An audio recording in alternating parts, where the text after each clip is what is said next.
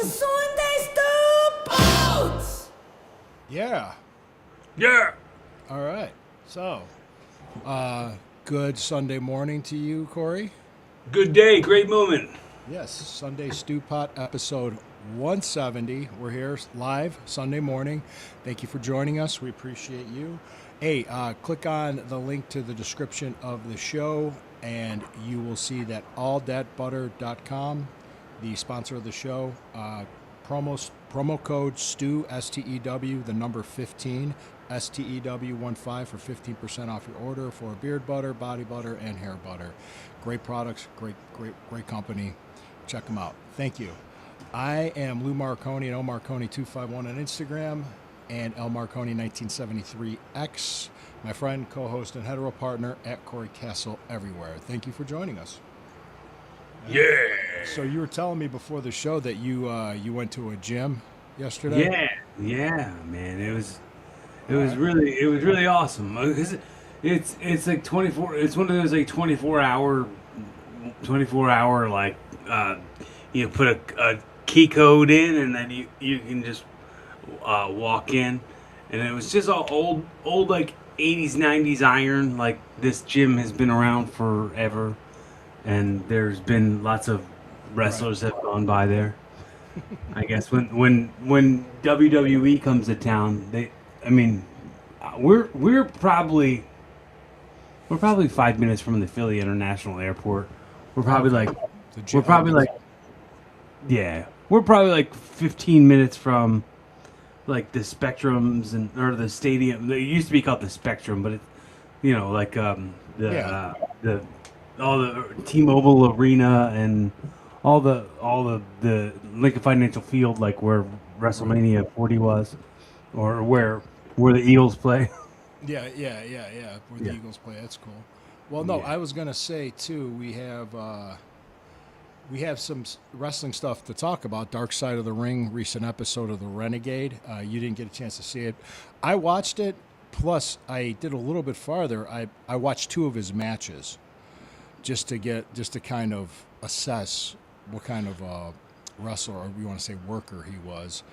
And there's a lot to be said about that.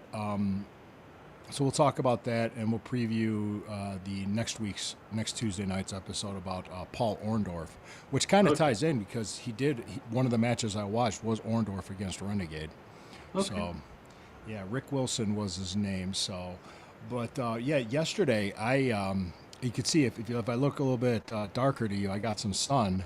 I was at the training camp for the Browns. Oh, nice. I got to hang out. Yeah, I got to hang out with people people I know in the Cleveland sports media and people I know, the podcasters and stuff. So I talked with them. Nice, cool. Yeah, it was pretty cool. So I mean, hey, next week's the first preseason game. It's like the summer's just flying by. My girl starts school on the 18th. So. Also, going into that, I have to, I guess, mention I wasn't planning on mentioning it because I'm not really somebody who like does announcements or whatever, but Okay. the Monday Night Room is only going till the end of August because the football season's starting in September and they don't want to do weekly Monday Night Rooms anymore. So Yeah, because they don't want to go up against Monday Night Football. Right. well, I mean, not just that. There's a few other reasons. So we're gonna it's not getting completely like cut all the way off, but it's just gonna be not weekly anymore. So it'll probably be every other week or something, just to make it more special. Because when you run a weekly room, like sometimes the attendance will be very sparse because people will be like, oh, whatever, I'll go back next week, something like that. So it's, unless it like catches, it's hard to build the momentum of like a weekly comedy room. But it's cool because I'll have the last Wednesday's comedy, and then I'll have whatever comes next. Because now I guess we're considering it season 1 of Monday Night Raw at Dolan's will end in August. Yeah. End of August. And I think this episode, because we're not going to be talking about a lot, but we'll be talking. I mean, because just talking about the dark side of the ring and just kind of getting the. I don't think we're going to go that long today. We're gonna sabida. Yes, whatever the hell that means. Oh, that's something they say in the South for when you're calling it on the fly, and you don't you don't have a plan for the next move, and you're just doing filler. We're gonna do a sabida. Flying by the seat of our pants. Call in the ring, brother. Call it in the ring. That's what we're gonna do. All right. So last week's Dark Side of the Ring. Renegade. I got to tell you, my thought about this season. This season of Dark Side of the Ring's been done very well so far, and that was actually a good episode because I knew nothing about the Renegade as a person. So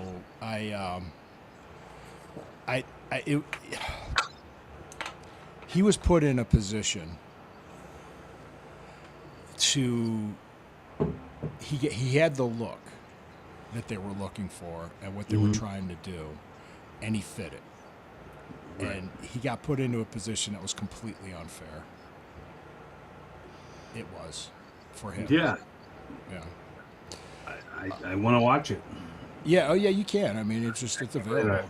Watch it. Yeah. Yeah. No. It's fine. Well, the thing was, his ex-wife was on there, and I was going to ask you about part of it, but I'll bring it up because I watched it with Christine. I watched it with my wife, and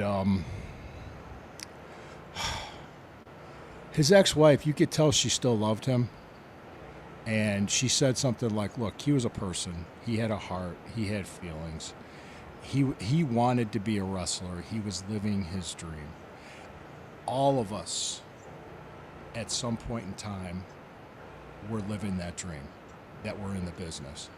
So he had a chance to do it. And he had a once-in-a-lifetime opportunity, and it soured on him because the fans didn't buy him. I mean, he just didn't have the ability to pull off the gimmick, and it wasn't even fair to put him in that position. There was an interview. I caught a couple interviews. They had one with Tony Schiavone talking about it. Like when Renegade went over, he went over Arn Anderson for the TV title. Wow. At Great American Bash. And Tony Schiavone just did this when talking about it. He was just like who booked this? It was like, ugh, God, that was painful. And they're trying to get him over. They're trying to push this guy. Then he goes over Paul Orndorff at Clash of the Champions. Right. Which is like, oh my God. I mean, he was terrible. He was not that good. He wasn't any good, but go ahead. So, I mean, I just looked it up, like, and I'm gonna watch it after we get done recording. But yeah, I'm psyched to see the Paul Orndorff one. I've always been fascinated with his story. Yeah.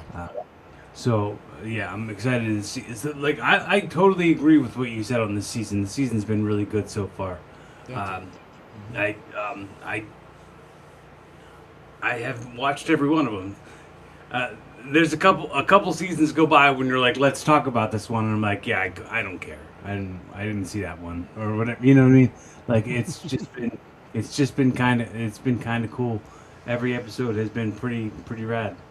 Yeah, it has been. I was going to say this too. I guess there's a little background on Rick, was that he wanted to be a wrestler, and I guess he was a male exotic dancer for a little bit, and his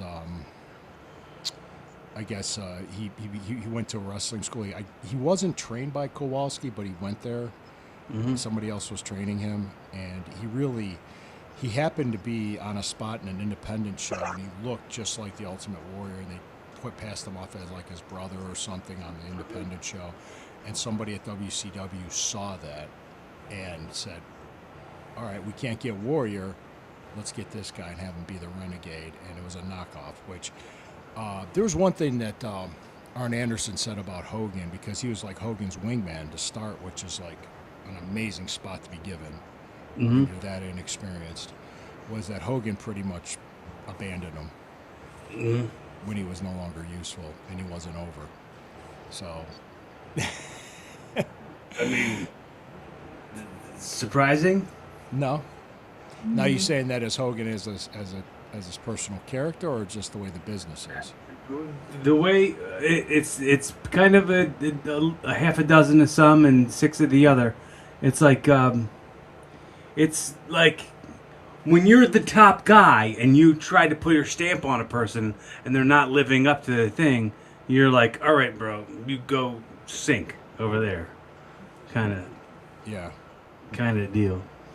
Yeah, It's yeah, like, yeah, yeah. I don't need any more of your stink on me. I've already lent you enough of my credibility. And that pretty much did. And the fans weren't going to buy this guy. They should have known that. They weren't going to buy it. I mean, they're not stupid. They're not. There was almost They are, but not all the way. no. Okay, fans might be stupid, but Right. they're not. But they're not retarded. Yeah. Well, there's that. It's just. I mean, it might be stupid, but they're just not. They're not that stupid. I mean, they're not that. They're not going to put up with that. You're insulting them. You're almost insulting them with that gimmick. So, I'm sorry. Did I say that out loud? Well, I mean, the it's not like it helped the ratings in any way. It didn't move the needle in any way to have a fake Ultimate Warrior. It just made people talk more about how they thought they replaced the Warrior because the original died. It just added to the folklore of the the manufactured dumb idea, the Mandela effect. And they pretty much buried him after he was no longer over. That Jimmy Hart wiped the paint off his face, called him Rick. You're no longer Renegade. You're nothing. And they kept him around as enhancement pretty much. Right. And his wife, his ex-wife, was even saying that he lost his physique. He really wasn't trying. They put him in a tag team with Joey Gomez. And Joey Gomez himself even said, like, we didn't take it seriously, what we were doing. And I was saying this, and Christine I said, look, when you have that spot and you have that opportunity, you got to fight to keep your spot. Right. And that means showing up in shape, learning what you can, getting better every day, working hard, showing the company that you're working hard and you're trying to get over. And he was doing what he was hired to do. He was, but his I guess it was so disheartening for him to have be pushed so far so fast and then be pulled back so quickly as well. It came there was like a flash in the pan type of thing, and it really hurt his psyche and hurt him. So, but you do. I mean, seriously, there's always somebody trying to take your spot in wrestling. That's just that's the way the business is. So you have to fight to keep your spot. I mean, especially in the '90s, especially like there was, that was like the beginning of guaranteed money back then, and that was like the beginning of like there's a whole lot that changed in the wrestling business during the '90s as compared to like right before that.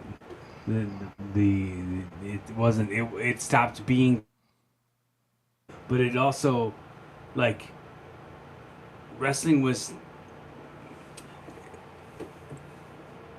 going through a change at that time, I think.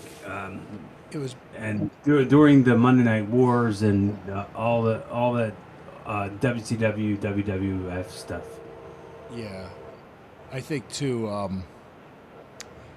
was just gonna make the point. Here comes the train. Go ahead if you want to mute while I talk. I was going to say.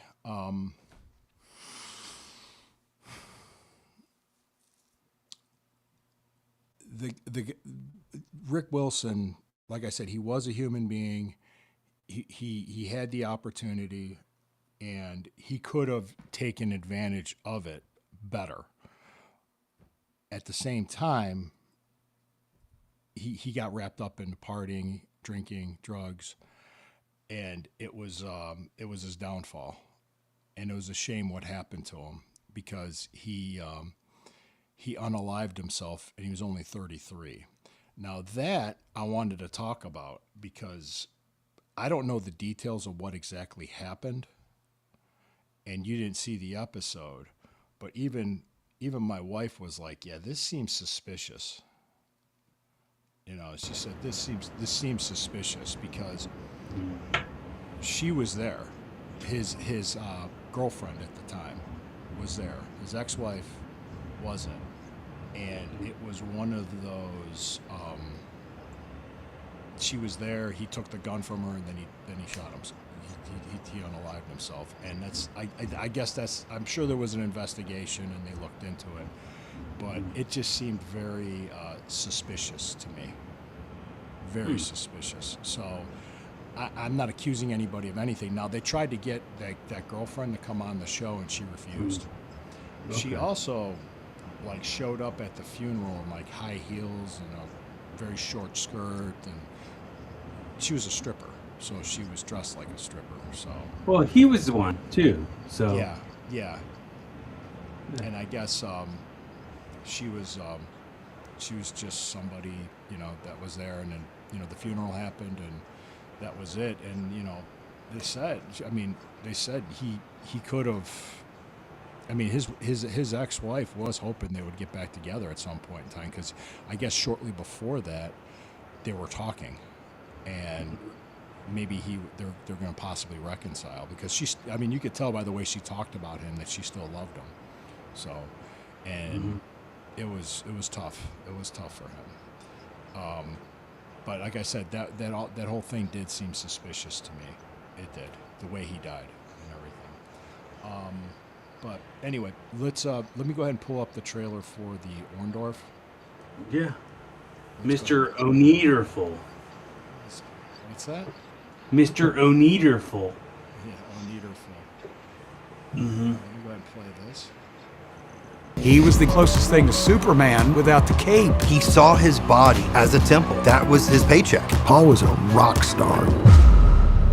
It was hard to watch him physically deteriorate.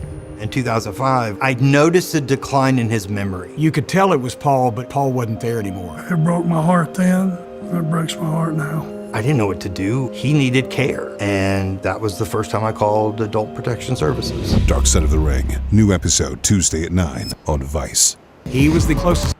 Yep, they're repeating it. Adult Protection Services. Yep.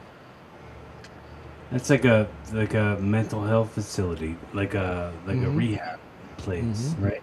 Yeah.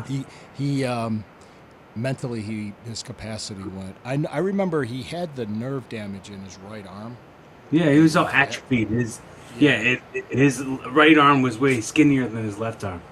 Yeah, you could just. And when I watched that match, when I watched the two matches, because I watched Paul Orndorff's match with Renegade at the Clash of the Champions, you could see it.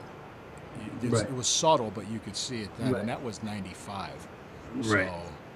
So, the Arn Anderson match too was it was 9 minutes, and they said what they could have done to get him over and push him was have him go over guys in 2 minutes for a while working with him to get him over and to cover up, but they weren't doing that. So WCW really didn't think straight about that. Right. Tying it into Orndorff told Arn Anderson after that match, he goes, "Brother, that was the shits." Right. It was terrible. Yeah. It was heartbreaking.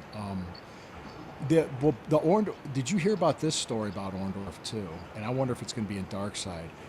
You remember when he did that big heel turn and he turned on Hogan, and he did that run with Hogan, where they drew 74,000 people in Toronto. I mean, I heard of it, but I don't remember it. Yeah, that was 86. I was a child. Yeah, you were what? I was 13. Well, I remember that, and I remember hearing the story is that he injured himself while lifting weights, his arm, and he needed time off. But back then, if you took you took time off, you back then, if you took your time off, you lost your spot. And Right. he said, tape it up and get out there. That's what he Right.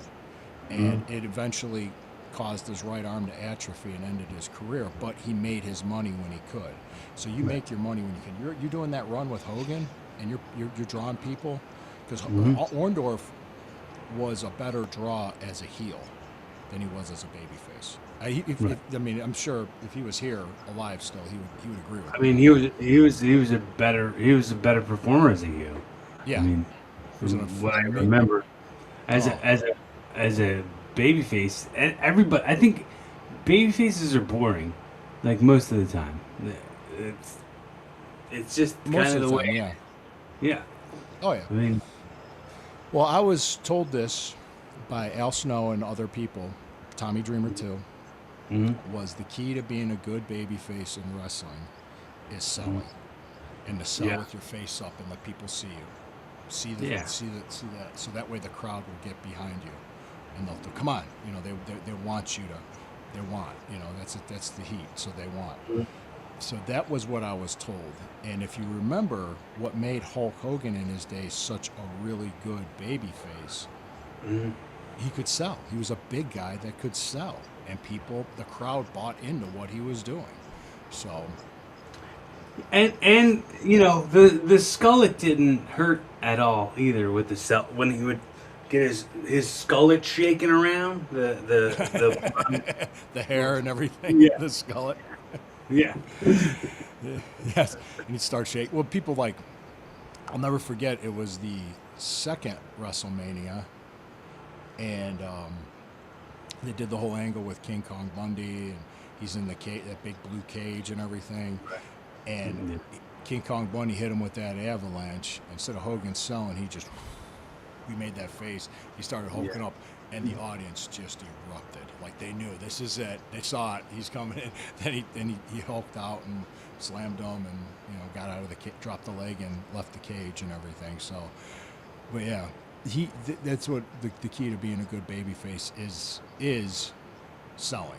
And I mean, that's just this is more of a wrestling episode, if you notice this, of the Sunday Stew Pot.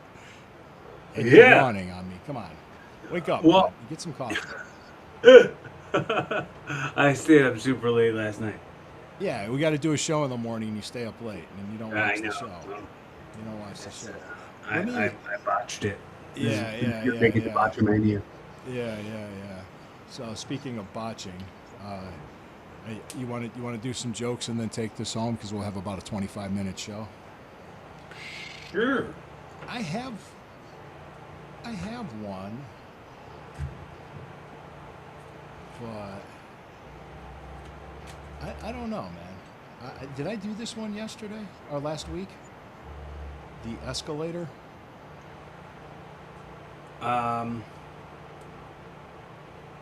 Did I do an escalator joke last week? Do you remember that? I don't remember if you did it, but I think I did just watch another YouTube or another TikTok where a guy made a joke about an escalator. Was it what's faster than an escalator? No. An Escasooner? It does sound like something I've heard you say before, but I don't know. Well, it's I a don't joke now. It's one of my jokes. I mean, I could do my darker humor if you want. Dark side of the jokes. Dark side of the jokes. Yes, Corey. My humor is so dark that fat white women. It's so dark that fat white women want to have babies with it. There you go. Yeah. I almost talked over the setup.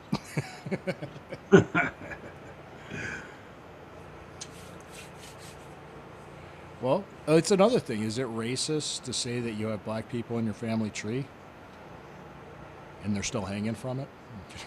Yes. Yes. Yes. All right, you go ahead. You tell the joke, and I'll hit the music, and we'll take it home. Why did the orchestra get struck by lightning? Why? Because they had a conductor. Yes, they did.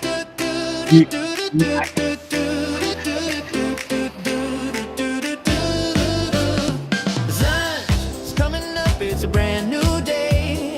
Pour a cup, let the worries fade away. Two friends talking about life and all it's got. Pull up a chair, welcome to the Sunday Stew Party. I just realized A something. little, think a lot, and free feeling in the pot. No wrong answers, no one's not. Family vibes at the Sunday Stew Bites. It's a Sunday Stew Bites. Suggestion. Suggestion. Did you want to call the show Dark Side of the Jokes Yes, sure. Let's do it. and just have like a thumbnail of like a very obese person on a scooter in Walmart? Like the dark side of the moon, but it's actually like a like a person, like a overweight person on a zippy scooter. Yes. All right. Does that mean the show's over? That definitely means the show's over. Show's over. Show's over.